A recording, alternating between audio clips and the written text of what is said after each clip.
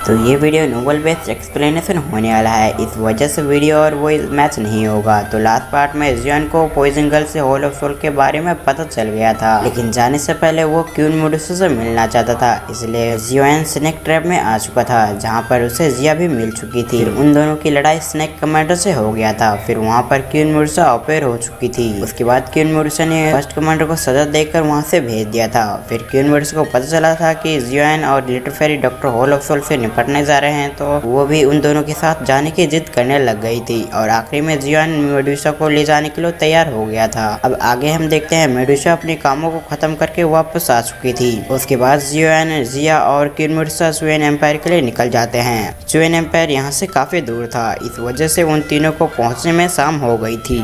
इस वक्त हम उन तीनों को चुएन एम्पायर के बॉर्डर पे देखते हैं। फिर तभी जियोन कहता है यहाँ पर मेरे अकॉर्डिंग कुछ पॉइजन मास्टर को होना चाहिए, इस वजह से हम जब आगे बढ़े तो हमें सावधान रहना होगा, क्योंकि इस जगह पर कहीं भी पॉइजन हो सकता है। अब जियोन की बातें सुनने के बाद वो दोनों एक सीरियस टोन में आकर अपना गर्दन हाँ में हिलाते हैं, क्योंकि वो दोनों भी जानते थे जियोन जो कह रहा है वो सही है। फिर क्वीन मेडुसा जिया को देखते हुए जियोन से सवाल करते कि क्या तुम श्योर हो कि तुम हमारे साथ जिया को भी ले जाना चाहते हो। अब अपनी बड़ी सिस्टर की बात सुनकर जिया का फेस उतर चुका था। दूसरी तरफ जियोन मेडुसा को समझाते हुए कहता है ये पहले से काफी ज्यादा ताकतवर बन चुकी है, इस वजह से अब हमें इसकी फिक्र करने की जरूरत नहीं है, क्योंकि लाइफ एंड डेथ की सिचुएशन आती है तो हम दोनों से ज्यादा चांस है जिया अपने आप को उस सिचुएशन से निकाल लेगी। जियोन ने इस बात को हवा में नहीं कहा था, बल्कि जिया सचमुच अभी काफी ज्यादा ताकतवर बन चुकी थी और इस वक्त मेडुसा भी जियोन की बातों को गलत साबित नहीं कर सकती थी। फिर मेडुसा को सोचते हुए जिया से कहती है चुएन एम्पायर के अंदर तुम हर चीज को नहीं छुओगी, नहीं तो तुम इससे बीमार हो सकती हो। अब मेडुसा की बातें सुनकर जिया अपना गर्दन हाँ में हिलाती है, क्योंकि जिया ये बात अच्छे से जानती थी अगर उसने मेडुसा की कोई भी बात नहीं मानी तो मेडुसा अपने साथ जिया को नहीं ले जाएगी। अब हमें जियोन को दिखाया जाता है जो कि उन दोनों से कहता है अब बहुत देर तक हमने बात कर ली, अब हमें अंदर जाना चाहिए, नहीं तो हमें पूरी रात यहीं पर गुजारना होगा। जियोन की फटकार सुनकर वो दोनों शांत हो चुके थे। फिर जियोन अपनी बात को पूरी करते हुए कहता है पॉइजन सेक्ट का हेडक्वार्टर इस सिटी के सेंटर में होना चाहिए, इस वजह से अभी हमें काफी दूर जाना होगा। जियोन की बातें बिल्कुल सही थी, इसलिए क्वीन मेडुसा अपना सर हाँ में हिलाकर जिया को लेकर जाने लगती है। उन दोनों ने जियोन को फुल इग्नोर करके वहाँ से निकल गई थी। फिर जियोन एक गहरी सांस लेकर उन दोनों के पीछे निकल चुका था और अब हम चुएन एम्पायर के अंदर का सीन देखते हैं, जो कि जिमा एम्पायर से काफी बड़ा था। यहाँ पर हम अलग अलग तरीके के पॉइजन को देख सकते हैं, कुछ ऐसी भी पॉइजन थी जो कि सिर्फ यहीं पर मिलती है। ये सब देखकर जियोन का सर घूमने लग गया था, क्योंकि कुछ पॉइजन जियोन ने अपनी जिंदगी में कभी भी नहीं देखी थी और यहाँ पर आपकी चीज जितनी पॉइजनस होगी उसकी प्राइस आपको उतनी ही मिलेगी, मतलब यहाँ पर आपकी पॉइजनस के हिसाब से आपको दाम मिलेगा।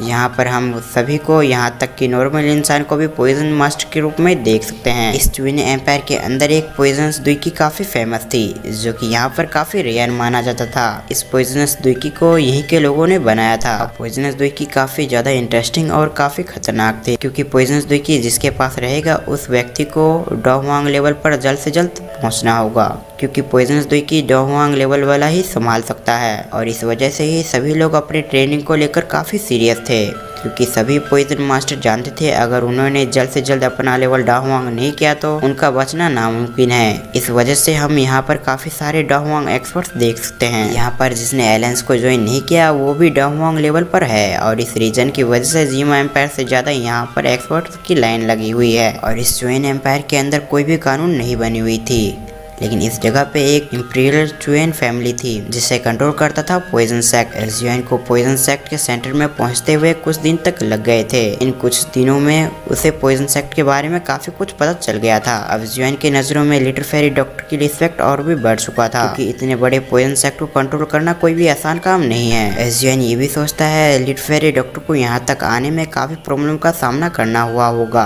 पॉइजन सेक्ट का हेडक्वार्टर बिल्कुल सेंटर में था। इस जगह का नाम था स्काई पॉइजन सिटी। ये पूरी सिटी पॉइजन सेक्ट के द्वारा कंट्रोल किया जाता था। अब इस वजह से ये सिटी काफी फेमस था, इसलिए जुआन का ग्रुप कुछ इस दिनों के अंदर यहाँ पर आ गए थे। फिर यहाँ पर हम एक पहाड़ के ऊपर जुआन के ग्रुप को देखते हैं, जिसने यहाँ के माहौल के हिसाब से अपना ड्रेस बदल लिया था, क्योंकि मेडुसा के ऊपर सबकी नजर बार बार जा रही थी। इसलिए मेडुसा ने अपनी पूरी बॉडी को एक ड्रेस की मदद से कवर कर लिया था। फिर वो तीनों उस जगह पे लिटिल फेरी डॉक्टर का इंतजार करने लगते हैं। और इस चैप्टर के आखिरी में हम जुआन के ग्रुप की तरफ किसी चीज को आते हुए देखते हैं। ये कौन था ये तो हमें अगले पार्ट में पता चलेगा। तो पिछले पार्ट में जियोन, जिया और क्वीन मेडुसा आ गए थे जुआन एम्पायर में लिटिल फेरी डॉक्टर से मिलने के लिए, लेकिन जियोन ने उन्हें बताया था कि हमें स्काई पॉइजन सिटी जाना होगा, वहीं पर हमें लिटिल फेरी डॉक्टर मिलने के लिए आएगी। फिर वो स्काई पॉइजन सिटी आ गए थे, जहाँ पर उन्हें काफी खतरनाक पॉइजन को देखने को मिला था। अगर आपने लास्ट पार्ट नहीं देखा तो जाकर देखते हैं, लिंक डिस्क्रिप्शन में होगा। तो इस पार्ट की स्टार्टिंग भी पिछले पार्ट की एंडिंग से होती है। हम वहाँ पर काफी सारे बटरफ्लाई को आते हुए देखते हैं, जो कि ऑफकोर्स लिटिल फेरी डॉक्टर थी। फिर वो आगे आकर जियोन से देरी आने के लिए माफी मांगती है। फिर little fairy doctor queen Medusa और जिया पे ध्यान देती है। वहाँ पर लिटिल फेरी डॉक्टर और क्वीन मेडुसा की थोड़ी बहस होती है, जिस वजह से जियोन परेशान हो चुका था। इसलिए जियोन जोर से चिल्लाकर उन्हें शांत करवाता है और कहता है हम यहाँ पर किसी काम से आए थे, ना कि तुम्हारी बहसबाजी के लिए।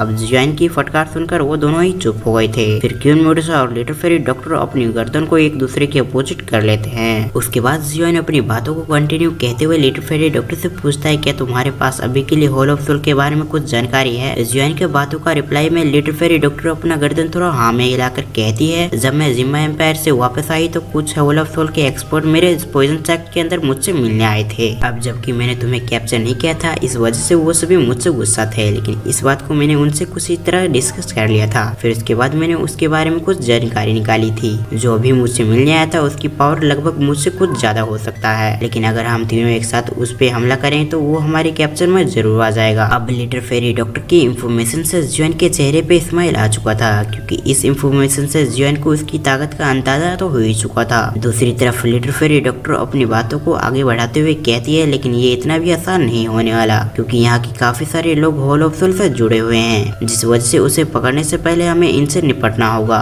और ये टास्क थोड़ा सा मुश्किल भरा होगा। लिटिल फेरी डॉक्टर की बातें जियोन, जो कि अभी तक मुस्कुरा रहा था, उसके चेहरे से एक सेकंड में ही सारी मुस्कान चली जाती है, क्योंकि जियोन इतना समझ चुका था अगर लिटिल फेरी डॉक्टर ऐसा कह रही है तो जरूर इसके पीछे कोई बड़ी ताकत होना चाहिए। लेकिन जियोन थोड़ा कंफ्यूज दिख रहा था और लिटिल फेरी डॉक्टर इस बात को नोटिस कर लेती है, इसलिए वो जियोन से कहती है यहाँ के कुछ सेक्ट ऐसे हैं जो कि मेरे काबू में नहीं है और उन्हीं में से एक 1000 स्कॉर्पियन बीस्ट है। जब मैंने इस सेक्ट के अंदर कुछ पॉइजन मास्टर को इसे अपने अंदर करने के लिए कहा तो वो सभी पॉइजन मास्टर मेरी बात मानकर इस सेक्ट के अंदर चले गए थे, लेकिन जैसे ही हम आगे कुछ कर पाते उससे पहले ही वहाँ का फर्स्ट कमांडर आ गया और हमारे काफी सारे पॉइजन मास्टर को जान से मार दिया। फिर हमने उस मास्टर के बारे में पता लगाया। उसके बाद हमें पता चला वो 10,000 स्कॉर्पियन बीस्ट का फर्स्ट मास्टर है, जो कि इतने दिनों से मरने का दिखावा कर रहा था और इसे हराना थोड़ा मुश्किल होने वाला है, लेकिन जबकि तुम यहाँ पर आ चुके हो तो हम इसे भी हरा देंगे। लिटिल फेरी डॉक्टर की बात जैसी पूरी होती है तो queen Medusa little fairy doctor को ताना मारते हुए कहती है इसे तुम्हारे कामों से कोई मतलब नहीं है, इसने हमें इसलिए बुलाया है ताकि हम इसके लिए लड़ सके।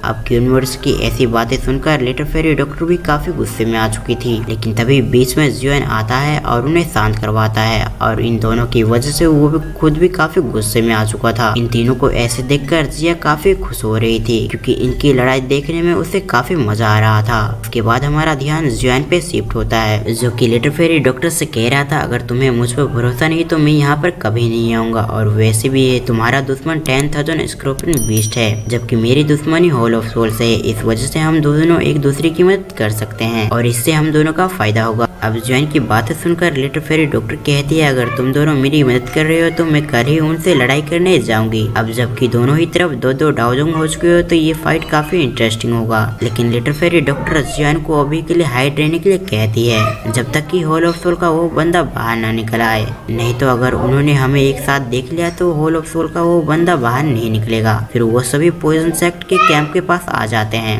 जैसे कि आप सभी इस सीन में देख ही सकते हैं। उसके बाद इन तीनों ने अपने अपना गेटअप चेंज कर लिया था, क्योंकि जब जीमा एम्पायर और पॉइजन सेक्ट के बीच फाइट हुआ था तब ज्यादातर आदमी ने इन्हें देख लिया था, इसलिए इन तीनों ने कैंप के अंदर जाने से पहले ही अपना गेटअप पूरी तरह से चेंज कर लिया था। और इसके साथ ही साथ इन्होंने अपना लेवल भी कम कर लिया होता है। आज की रात लिटिल फेरी डॉक्टर ने अपने काफी सारे पॉइजन मास्टर को बुलाया था ताकि वो इनके साथ मीटिंग कर सके। इसी के साथ ये पार्ट यहाँ पर एंड होता है। नेक्स्ट पार्ट बहुत जल्द आएगा।